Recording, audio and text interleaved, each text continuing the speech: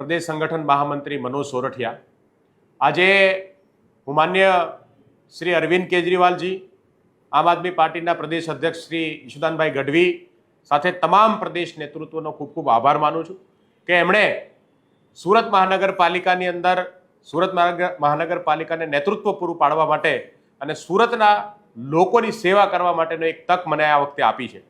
આ સુરત મહાનગરપાલિકાની ચૂંટણીમાં મને ગર્વ છે કે હું એક ઉમેદવાર તરીકે, આમ આદમી પાર્ટીના ઉમેદવાર તરીકે આમ આદમી પાર્ટી વતી સુરત મહાનગરપાલિકાની ચૂંટણી લડવા જઈ રહ્યો છું। આમ તો સુરત મહાનગરપાલિકાએ 5 વર્ષ પહેલા આમ આદમી પાર્ટીને વિપક્ષની ભૂમિકામાં બેસવા માટેની તક આપી હતી। વિરોધ પક્ષની સૌથી મોટી પાર્ટી બની અને પહેલીવાર આમ આદમી પાર્ટી સુરત મહાનગરપાલિકામાં જીતી હતી। ત્યારબાદ આમ આદમી પાર્ટીનો વ્યાપ સમગ્ર ગુજરાતમાં વધ્યો છે। કેમ?